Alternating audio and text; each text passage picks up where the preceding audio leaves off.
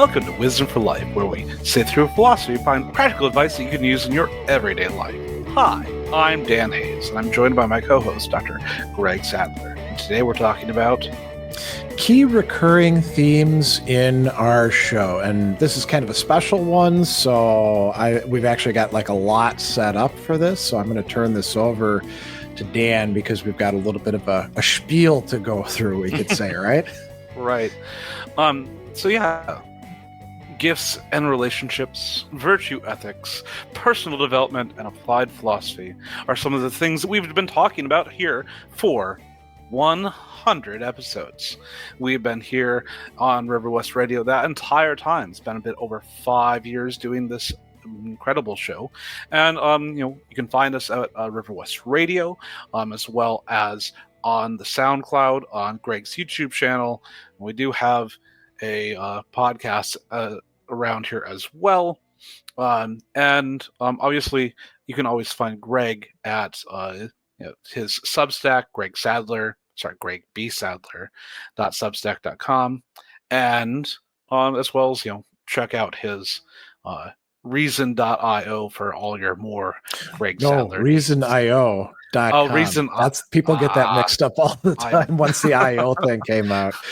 What are the biggest problems with it? No, it's very common. So yeah. I was talking with you about this before the show. I did put out a call in social media because we're coming up to our 100th episode, which is what we're doing right now.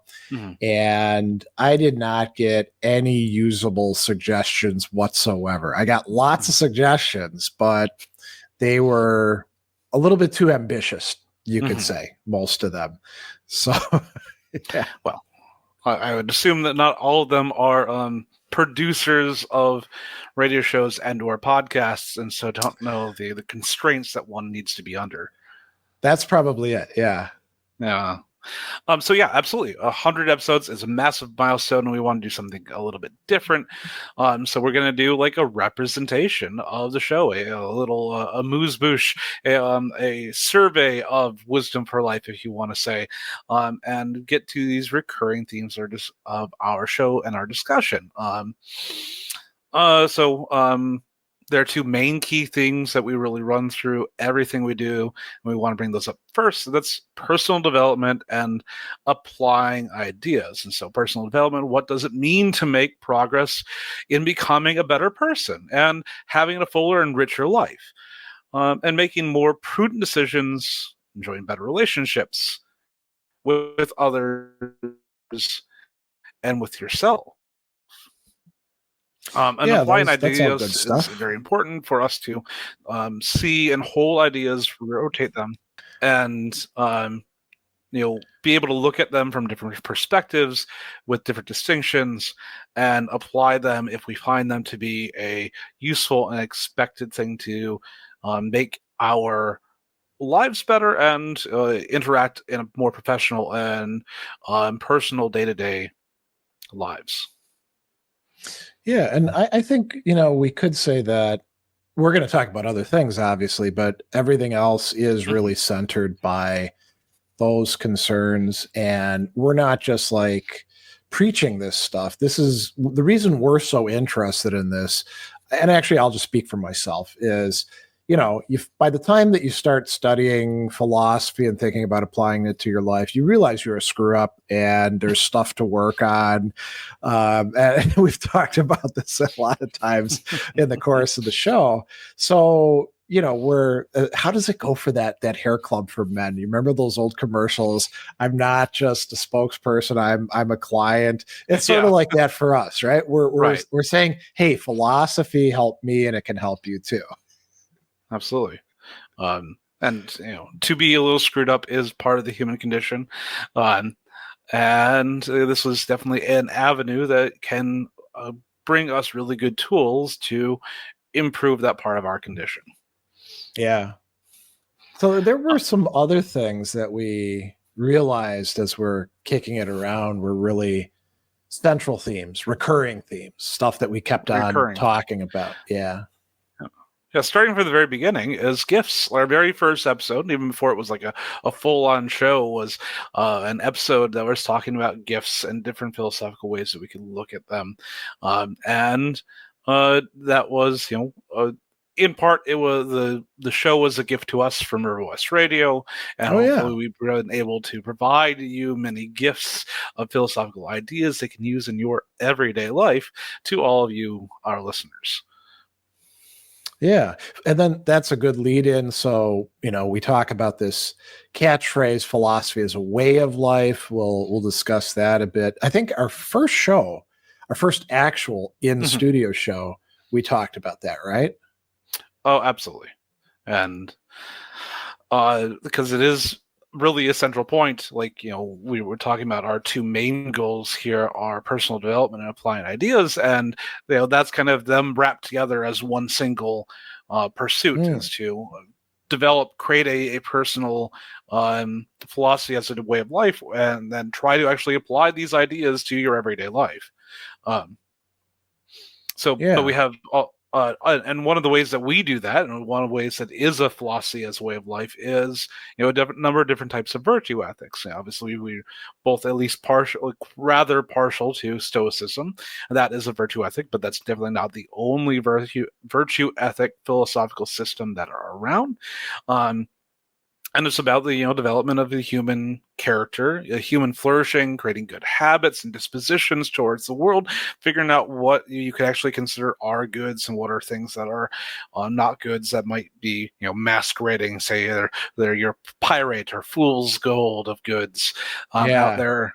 And then making good decisions depending on these things, not to just follow some deontological rules that are out there, but to actually build the tools in yourself that make it so that you can be a good person.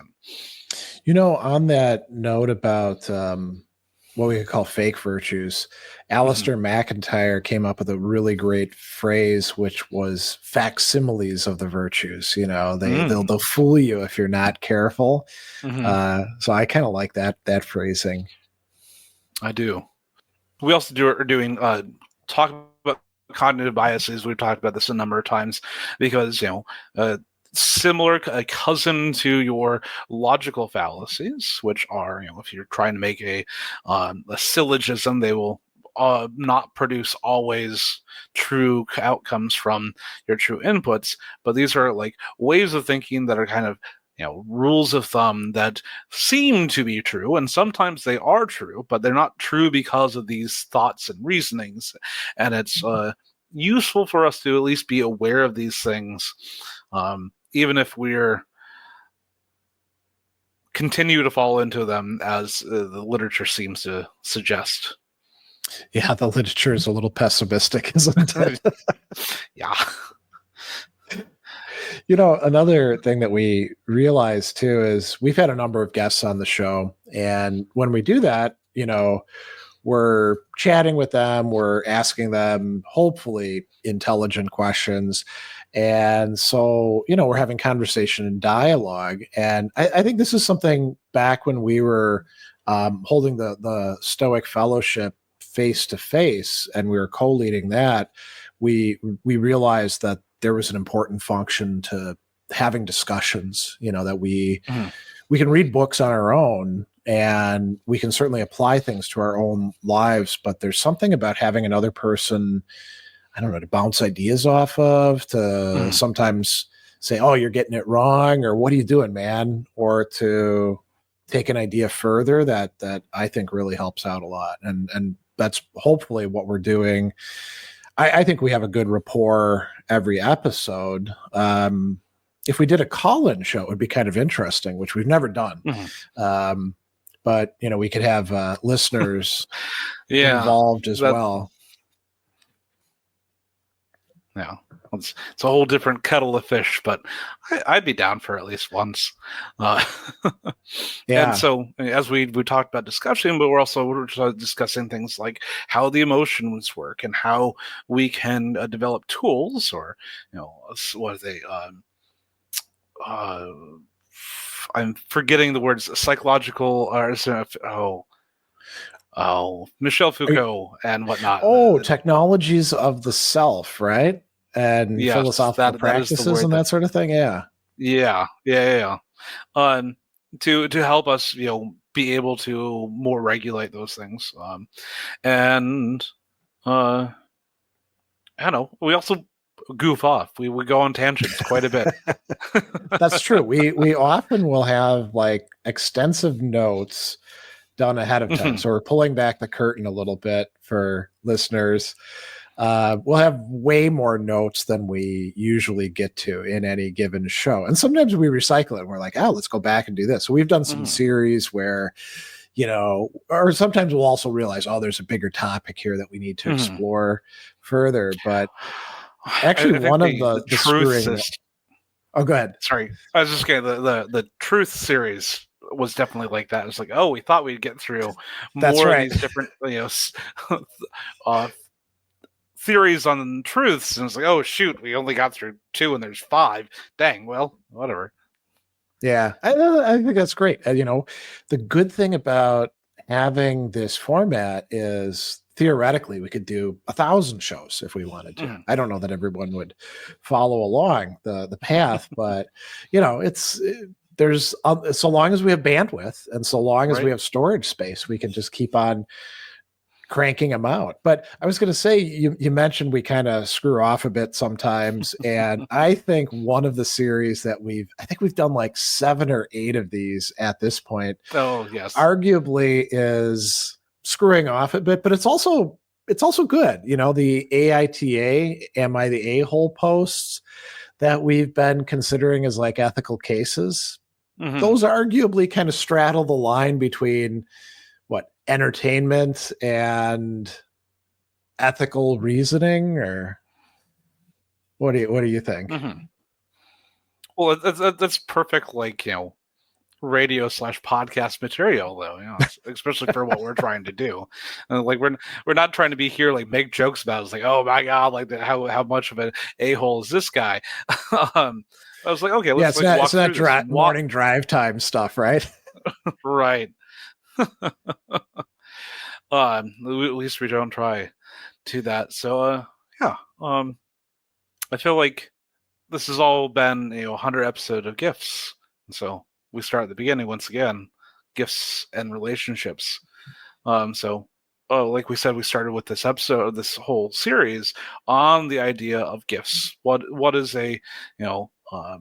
what are good gifts to give? What are the ethical implications of getting and receiving gifts? Is it okay to re-gift? And these were many of the thoughts we were talking about at the very beginning. But I know that you, Greg, do a lot of volunteering, especially at some of these pet shelters. So what do you talk about that? Yeah, so one in particular, Almost Home Cat Rescue. And if you volunteer for anything, and people volunteer in all different ways, you are effectively making a gift, not of money typically, but of your time and attention and care. And it's a way of making things better for some sector of the world, I guess you could say. You could volunteer for evil, I suppose. There could be something like that. Like, let's pollute the river, and like, I don't know, you go to the Ace Hardware store and get a bunch of turpentine, and everybody gets together and pours it into the Milwaukee or the Kinnick. But usually when we're volunteering, we're trying to do something good. And, to come back to the radio show, we talked about this last episode. Community radio is something very special because nobody's making money on it. It's all like a labor of love, and people are producing really cool shows, and they're given the freedom to do a lot of things within FCC guidelines, right? I almost said FFC, but that's a different thing, I think. And we're given a gift by having the capacity to do it, but then we give a gift to the listeners who want to take it. Maybe they continue it depending on how they apply stuff that we talk about. Yeah. And like this is very much in contradiction to a life that is built on a purely transactional means. Because Yeah. if you live a life that's purely transactional, then it's actually very negative for community. Like, you can still have commerce, but if there's Right. not like some level of interaction, like, I know lots of like shop owners that are, they have a job that they do, but they like also interact with the community and give gifts and receive gifts, and there's this built-in reciprocity between the other entrepreneurs as well as the other the customers and just the general people in the neighborhood. And if you don't have that, then you don't have a community. You just have like a balance sheet. And then when things get tough, if everything you've done is transactional, people aren't going to help you out. So we just had these massive floods here in the Milwaukee area. And one of the good things that you do see about that coming out, so good things coming out of bad things, is people helping other people out, just to give you the cat rescue example. So some cat rescues actually got flooded. And there have been some shuffling of resources around. How can we help this one get back on its feet? Can we take the cats from this place and bring them to this place? And if everything is like, hey man, what am I going to get out of it? Well, you don't want to work with people then, right? Right. So even things where we are getting paid, if you go above and beyond, not every single time, because I don't want to say like, oh, you should always be giving, but you do it enough, you build up goodwill, and then you can count on that to help you out later on. Right. That's a small tangent, but it reminds me of a gentleman who was talking to like multimillionaires and billionaires, and it's like, there are all these like doomsday preppers, and they're like, how do I make sure that my employees after the end times don't turn on me? It's like I've got to like lock up the food and or lock up all the guns or like put like explosive collars on them or something like that. Jeez. And the guy's like, go to their kids' birthdays.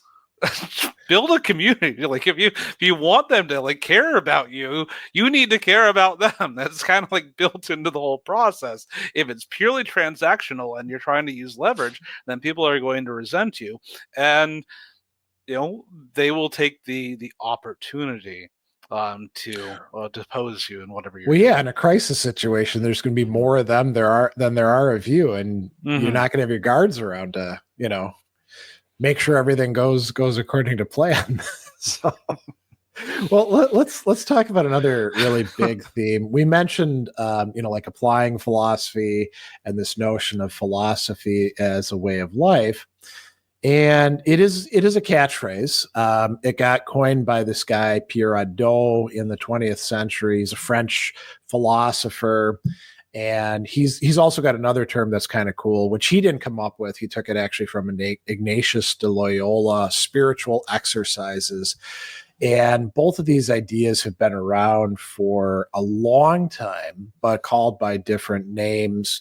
So, we've got Michel Foucault, who actually, knew Hadot, calling them technologies of the self, and Martha Nussbaum, who's still around at University of Chicago, calls them therapeutic arguments because she places an emphasis more on the formulations. The late Alistair McIntyre, who died earlier this year, talks about practices and tradition constituted inquiry. And we often just call these philosophical practices. So, those are really helpful for us to apply. And I think we get a lot of mileage out of going to books like, say, Seneca's On Anger and saying, okay, what can he teach us about how not to be such a massive jerk when I get upset? Right? Yeah. And Seneca will say, okay, this is going to happen to you.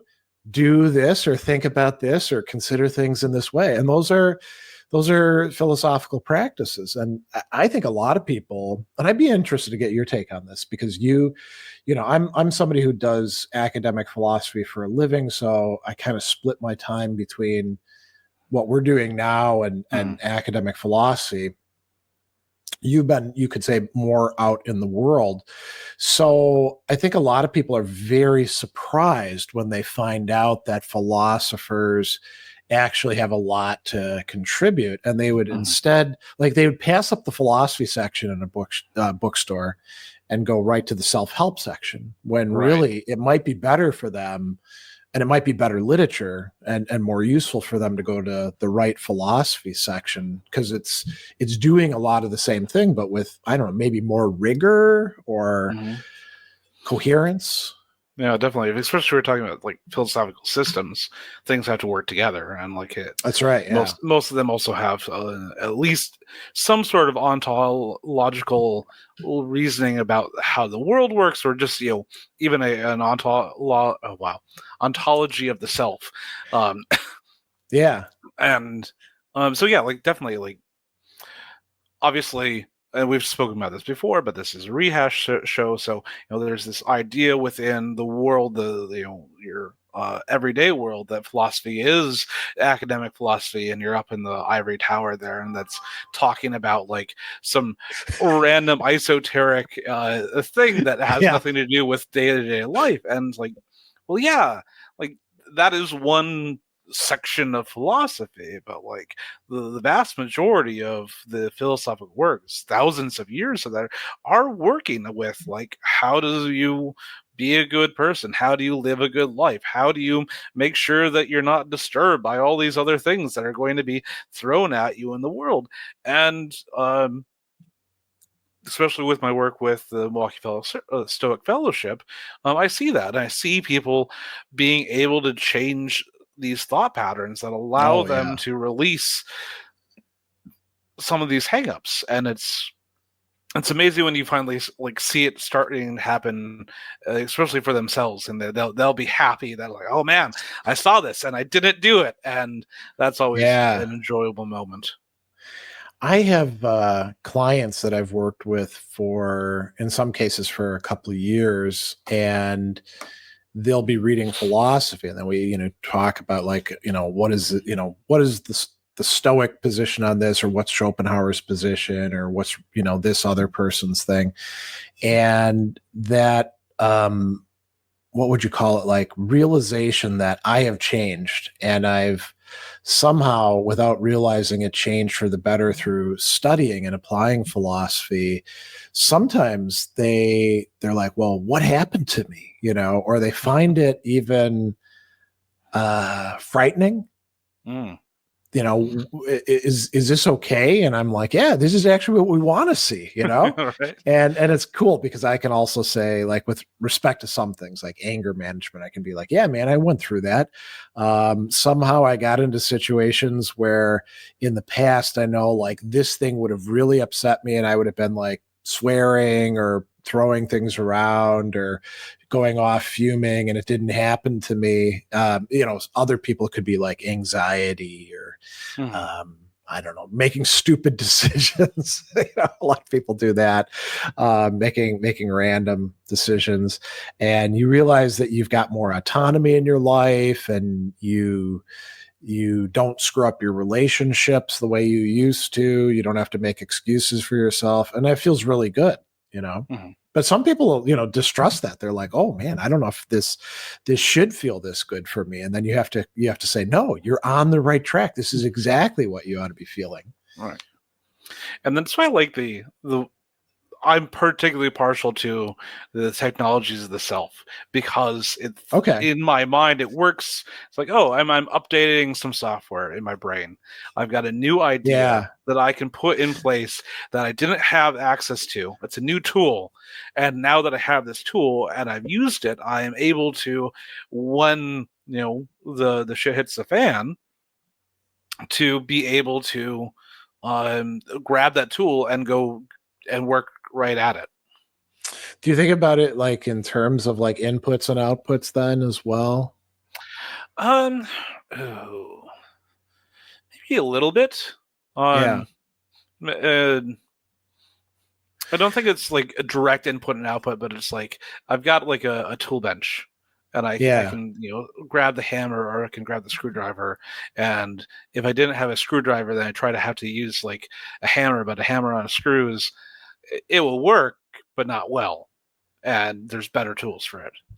It's interesting because, Foucault died in the, I want to say mid 80s. And so, I mean, he was aware of computers, right? But they weren't like a ubiquitous feature of human life like they are now. I mean, we've got these massive, powerful computers that we carry around in our pockets and do a million different things that we call phones, and rarely call anybody on them, but we're using all these apps and stuff like that. But I do think the notion, the analogy of like changing our programming, it's really fertile.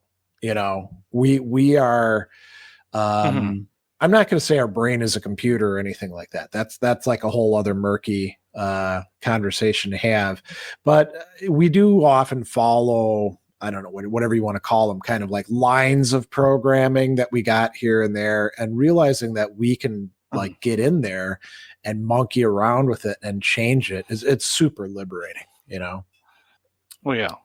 And the thing is, you've got to know that, and then also know that it takes some work, even once you've got the idea the first hand, to actually try to implement these ideas as new pathways.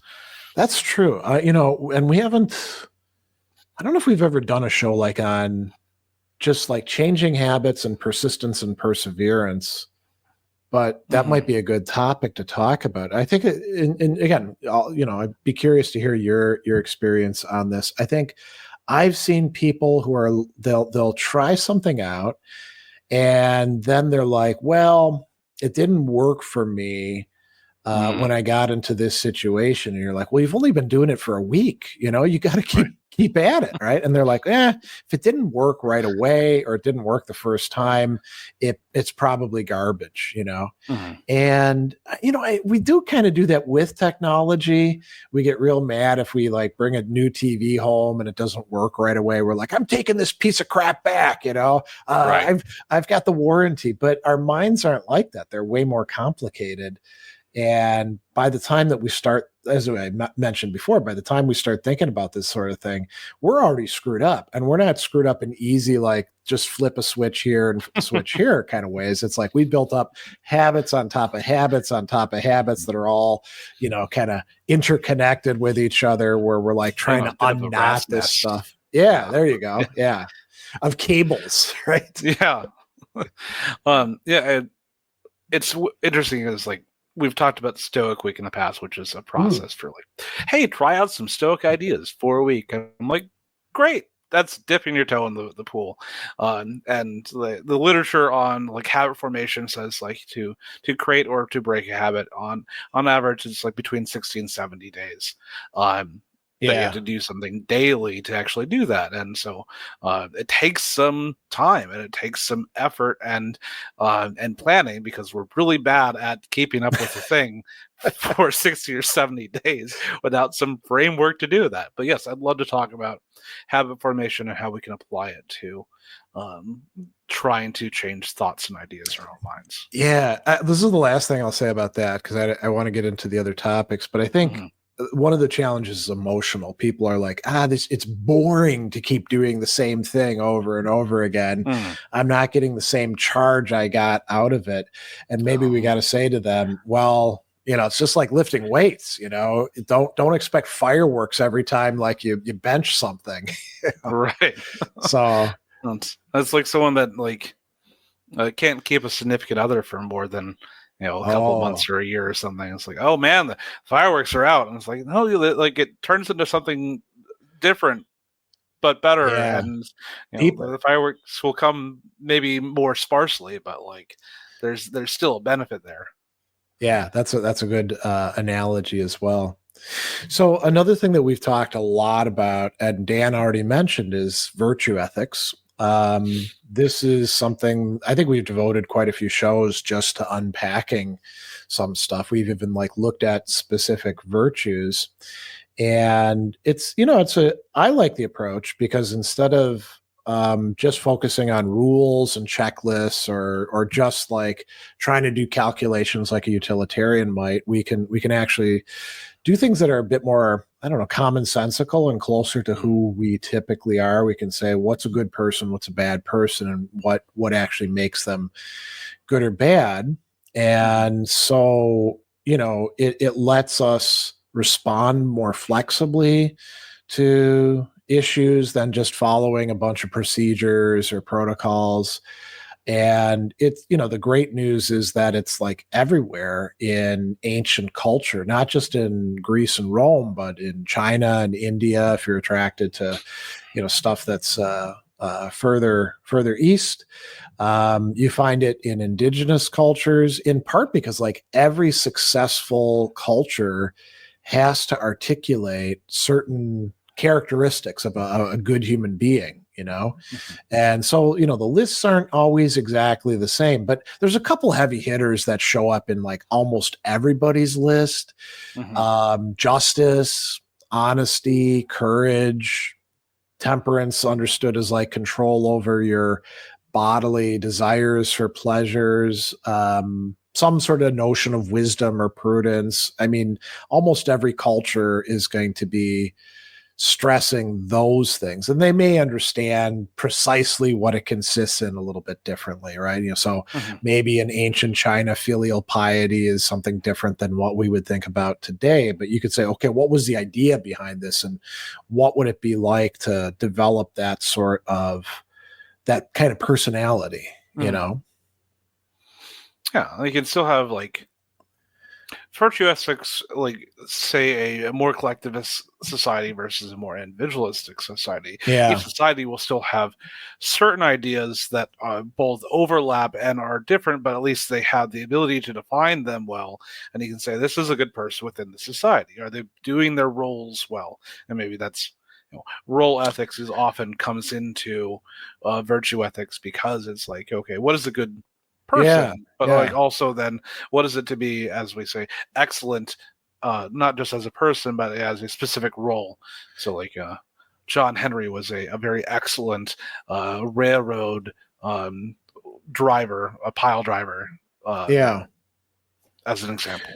And I think a lot of people, when they hear role ethics, they may, without necessarily understanding what the terms mean, they may find themselves like leaning in a more deontological, that is like rule bound kind of way. They're like, okay, what's the checklist for being a good spouse, or being a good employee, or being a good father or son, or pick whatever else you want, right? And that can get you, I mean, it's not like we should just say screw rules, they're no good, right? Rules do serve a purpose, but they only get you so far.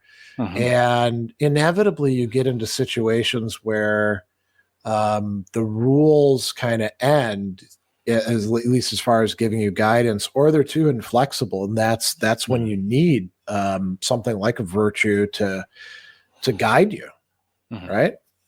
It's like, oftentimes the rules are so rigid that it creates loopholes and or negative outcomes. It's like, okay, well, why is this idea of a good employee like this, and like to be interacting with, like, maybe say an employer who is not virtuous and wants to screw over their employees, and okay, well, following his rules, or like even remaining employed with him, or like coming to work is not the best way to actually maintain that kind of the role as an employee, because there's no reason for you to be exploited in that way.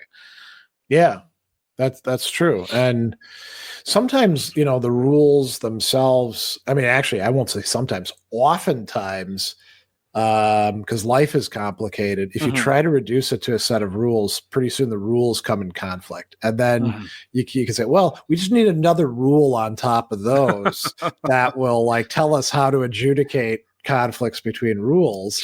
And, pretty soon it gets super, super complex, when maybe what you really want is some practical wisdom, or you want some, integrity, or, some other virtue that could be relevant in that case. And this is an interesting thing, like within the technical world, like people love rules. So like programs are just rules that the program does over and over and over and over again. But it when it interacts with humans, if it's especially the more deep it gets into like how humans interact, it can be very, very detrimental because there isn't that ability to be human in that interaction, and you like are often like stuck into like really potentially negative rules. Like you look at like Yeah. Uber or Lyft and how that algorithm dictates, or like you're on YouTube and there's an algorithm on YouTube that dictates the benefits and the amount of work or like what type of content they're going to provide, and it pushes you in which ways are sometimes very negative both for the producers and the consumers of that content. Yeah, that's quite true. It's interesting because there's like a whole field now of AI ethics, and a lot of it's not very good from what I can see, in part because it turns out to be quite difficult to code for virtue ethics. It's super easy to do for utilitarianism. I mean, utilitarianism is like tailor made for that, right? Right. And deontology you can do, like you were pointing out, by setting up protocols and establishing hierarchies. Okay, this takes precedence in this situation over this sort of thing. But well, and if utilitarianism and deontology were like the sum of ethics and could handle everything, yeah, it'd be fine, right? But they're not. And to get a program to like realize there's a problem and step back and say, oh man, I got to like rethink how I'm approaching this. We're not there yet. I mean, maybe we will be. We are in science fiction, but science fiction is imagination. It's not real.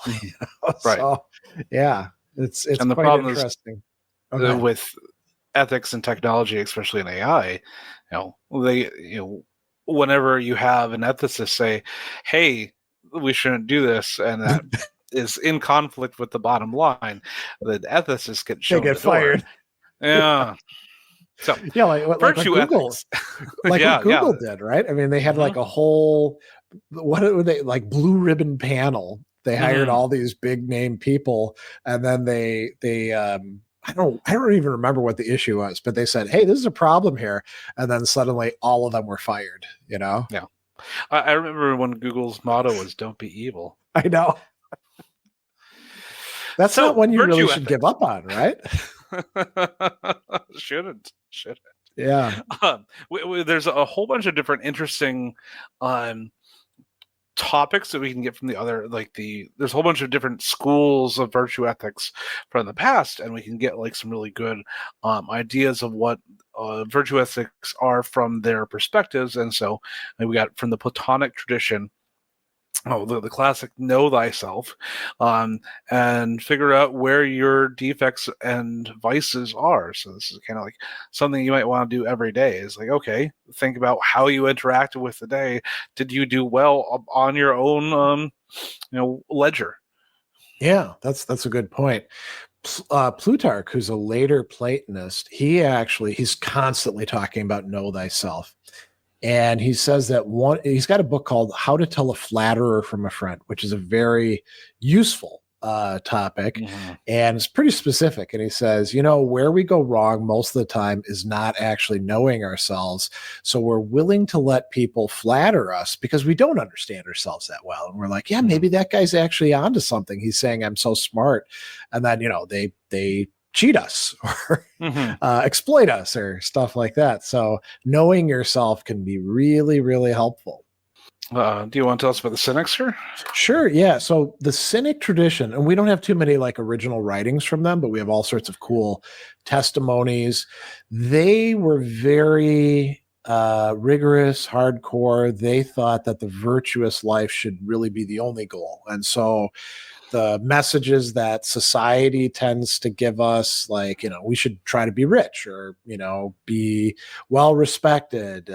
These are actually artificial and harmful. And I don't want to say we should all like live in a barrel like Diogenes, but there's something to that. There's something to being able to reject that and have a kind of freedom from I don't know, listening to stupid songs that tell us we ought to do these things. I was just talking to my students today because I'm teaching a class that focuses on love, friendship, and desire. That, in our society, our cultural products give us terrible ideas about love and desire, right? Rom-coms, it all somehow works out for them in the end. That's not real life, Or sitcoms where people are making all sorts of assumptions, or they're lying to each other, and I'm sorry, it's this happens every week. These people are serial liars. Why are you even hanging around them anymore? But I guess this reminds me of a song from it was one of my first jobs. I was working at this, and they had this radio station on, and it was like a top 40s place, and so the same songs repeating over and over and over. It's a stupid song. It was I want to be a billionaire so freaking bad was the refrain, and I was this is the stupidest stuff. Why? Okay, so a good key idea to come from Aristotle. This idea of the virtuous mean, and not just a middle position. This is a golden mean that's not just halfway between things, but it is a number of other rights as well. And so we're trying to figure out the classic thing is if you're going to be a coward or kind of crazy with bravery, and to be crazy with bravery is I'm going to face down this entire army by myself. Look, he's very brave, but he's also very stupid, and that is not the place to be. And to be hiding under your table as everyone else in your town or city or at the walls to defend each other, that's also not the way to go. But you need to find a place in between these that is probably safe, hopefully optimal, that you don't die, but also that you're doing what is needed to be done in order to protect your city. Yeah, and Aristotle will talk about motivation, doing things for the right reason as opposed to the wrong reason. That's part of what it means to be in the virtuous mean, or sometimes even for the right amount of time or in the right way. So being generous. I use this as an example with my students when we're talking about the virtue of generosity. You can be generous to somebody who's a homeless person, and we got plenty of them here in Milwaukee. You could give them, $50, and that, for most homeless people, that would be a not a life-changing, but definitely a day-changing sort of thing. But you could do it in such a way as to make them feel like crap. And that would not be virtuous, even though, somebody could say, well, I'm doing the right thing, Well, yeah, but you're doing it in a way that reduces somebody's already pretty belabored human dignity, So I think that's, a useful example. Another idea that comes from a different tradition, the Epicurean tradition, where they're focused on pleasures and pains, is if you really want to have a pleasant life, you can't do it without the virtues. So, you do need to be courageous and temperate and, all these other things if you want to have a pleasant life. You can have a life that's temporarily pleasant, but it's not going to be pleasant in the long run. Well, the Stoics, we talk about them a lot. Each of the virtues for the Stoics is kind of like a basket that we could call it a goodie box, right? It's got a whole bunch of other virtues inside of it. Sort of like, I don't know if people still do this at Christmas time. It was very common where we would get these food gifts where it would be here's a bunch of different cheeses and some sausages and some mustard, things like that, right? So you could think of the virtues are like that. For the Stoics, courage definitely includes bravery, but it also includes magnanimity, rising above all the nonsense of day-to-day life. It includes perseverance and endurance and taking on the work that we have to do. I think that's really helpful for us, As well as courage, justice doesn't just mean to punish those who've done bad, but also that it is just to give everyone their expected due, that you are demanded to give respect to, like any person that you meet, there's a base level of respect that you should be giving because that is what they're due as a human being, and also that you should be giving the respect to your community, to be part of that community, to be pro-social in that regard. Yeah. And the Stoics, a lot of people are like, well, where's kindness? Well, that's part of justice. Mm-hmm. They thought that if you're a decent person, you're going to be a kind person, which doesn't mean you have to be nice to everybody all the time, but you sure should be making an effort at that. Yeah. Like, be pleasant in general would be to be just. You know, we should and if you fail to do that, then you probably also want an apology because that would be what is owed to them because you were not doing what was virtuous. Yeah, that's an important part that I think a lot of people leave out. They're like, well, I screwed up and now I'm never going to talk to that person again. If you were really just, you would want to try to fix things, you know? So, but we should move on so we can get to everything. Let's talk about cognitive biases. And this is an area that you've got, I think, greater background in than I do. And I know you've brought it up a lot in various episodes. Yeah. Did we do any episodes specifically on cognitive biases? Yes. Yeah, a bit ago. Probably the first like 25 or something, I think we might have hit that. So it's been a while. Okay. First 2 years or so. So yeah, like basically cognitive biases are patterns or sometimes called rules of thumb or there's another word that forget. Well, there's a fancy word, heuristics, right?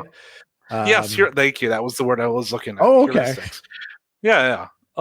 To look at how we can make decisions about things. And so, one of the biggest things is like, if everyone believes it, then it must be true. This is your basic bandwagon or popularity things like, oh, well, everyone thinks the earth is flat, so therefore the earth is flat. Well, this is not true.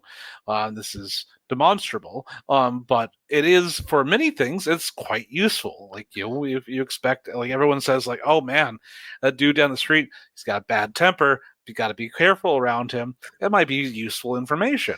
And you might want to not test that because if he's got a really bad temper, he might be yelling at you or something worse. Like just kind of avoid that. But these don't mean things are actually true because they're heuristics. They're not like ways that we can make absolute certainty about these things. But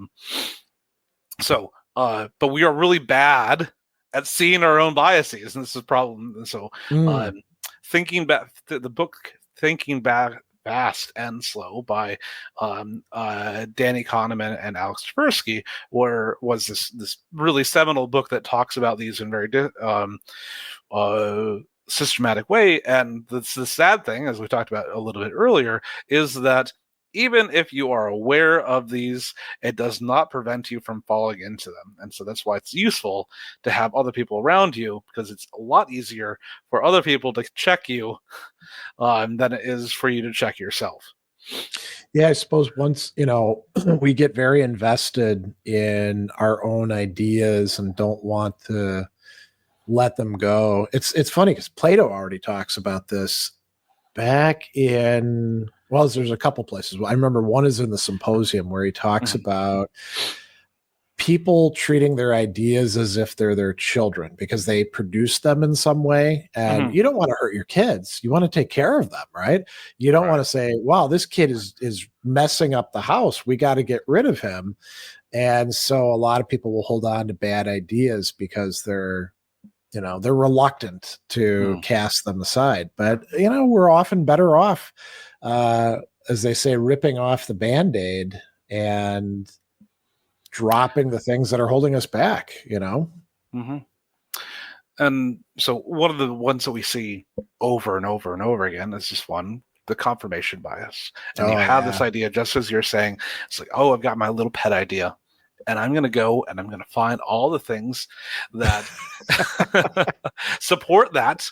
And I was like, oh, well, look, I found all this stuff. But the problem is you need to look at the full corpus of information that's out there, and actually see if the whole thing, like you can't just look at the good. You've got to take a look at the bad to see if the counter arguments are actually compelling themselves. Do you think that we're worse off now in the age of the fully developed internet than we were, say, I don't know, let's say pre-internet, right? When you could find stuff to confirm your biases, but you'd like have to go to the library to do so or read the newspaper. Now, if I don't know, let's say we pick some weird thing like the stories about Diogenes living in a barrel were false. He actually lived in a pickle jar. You could go online and you could type that in, Diogenes pickle jar, is it true? And there's probably a website where some crazy person has already written about this, right? So, right. Or think about people using WebMD. I don't know that this happens quite so much anymore, but there was a period where people who had a little bit of hypochondria could feel like I've got a flutter in my chest. And then they'd look stuff up and they would find out, you got cancer, and in the past, you'd actually like go to the doctor and give him your crazy idea. And the doctor would say, get the hell out of here. You're a hypochondriac, So I don't know. What do you think? I would bifurcate this once more. It's not two eras, it's three. You've got before the internet 2.0 and to now AI. And so, yes, you could look up and there's all sorts of like cranks out there and you can find some people that will agree with you. There's a whole explosion in people that were believing in the flat earth a couple of years ago because of that type of thing. A whole bunch of people are talking about that. But now with AI, the AI agents, all the LLMs are designed to be helpful and to like compliment you and to find the things that you are asking for. It's like, can you give me all the research that the Virgin Mary was actually a space alien lizard person? And they'll do it. Yeah, totally, right here. Here's and they'll make up references that totally do that stuff. And it's kind of maddening to see people confirm these, literally doing confirmation bias by turning to a program that is designed to confirm whatever you're asking it. Yeah. And there's people that I guess you could call it a meta confirmation bias, because if you know anything about the AIs, they hallucinate, which is a nice fancy word for they make up stuff, right? And there are people who don't seem to get that, and they treat it as if it's an infallible oracle. And you're like, where the hell did you get this idea from? How is that floating around out there, that Claude or ChatGPT or pick whatever else Gemini is going to always give you accurate information? And I guess you could get it from an AI, right? You could ask, it's funny though, because when I do ask AIs, what are the problems with you as an AI? They'll say, oh, well, sometimes I hallucinate. Sometimes, my information isn't correct. So I guess they're not getting it directly from the AI, but there's some discourse out there that's floating around saying you can trust the AIs. Right. And I don't understand that. But want to absolutely bring up the fundamental attribution error, which is something that we see all the time. And so the fundamental attribution error is a cognitive bias in which says either me or my in-group are fundamentally good. And whenever we make bad decisions, it's because they're mistaken. They made a one-time bad thing, but still fundamentally good. But those other people or the out-group are fundamentally bad, and that is why they made bad decisions. A bunch of bastards. Right. And so there's it's easy and okay for us to be very punitive in any responses that we have to these people, and be incredibly judgmental about them. And it's much easier for us to be forgiving of ourselves and our in-group in that interaction of making bad decisions. Yeah. I mean, you see this in all sorts of ways playing itself out now. I mean, it's easy to jump to politics, but we could talk about many other areas in life where people easily Football. do this. Oh, yeah, I guess. Yeah, I hadn't Like, thought about oh, that. it was terrible call by the ref. My team is always good. That was terrible. Like those other players, they're dirty. All these things. And my teams are good. They're the golden little boys, and they play and they throw the ball real good. And they would have won if it wasn't for X, Y, and Z. Like you see it all the time. That's an interesting one because I guess it could lead to a bit of the boy who cries wolf kind of thing, right? Because you do every once in a while see a questionable call, and you know how you can tell it's really a questionable call because even the other team is like, "Oh man, I can't believe we got away with that." There's no way we should have won that game, Right. and it'll affect like how a season plays out, right? But if you've just been harping constantly about, the other team sucks, we're great, nobody's going to listen to you, right? But your team will. We should talk really, really briefly because we're getting close to the top of the hour about something we mentioned earlier, which is dialogue and communication. Philosophy isn't just reading books. I think it's pretty important to have interaction with other people who don't see things precisely the way that we do. Like, you and I both like Stoicism. We both read Stoic authors, but we can learn from each other by saying, oh, I think maybe you got Seneca wrong, or he talks, Epictetus talks about it in a different way. Or have you thought about it, this sort of case? That's how we actually progress quite a bit. Yeah, there's still a conversation within the Stoic community between a dichotomy of control and a trichotomy of control. Right. And that's a good example. And like, I'm on the dichotomy side, but like, I don't think that's important enough for me to like, oh no, heathen or whatever. And if you look at the history of philosophy, some of the most interesting times are when you have these back and forths. Like, if you even go back to the ancient schools that we often talk about, like the Cynics and the Stoics and the Epicureans and the Academy, especially the beginning of them, they're always like, oh, here's my argument. And they're like, I can knock that argument down. And everyone's like iron sharpening iron. Yeah, that's a good example, I would say.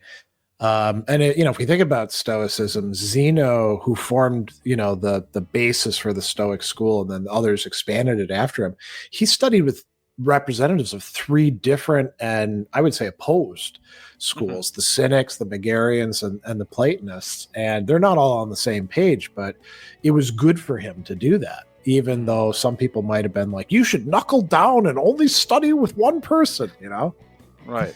It is important for you to like fully understand an argument and someone's worldview and philosophy in order to make good arguments against them.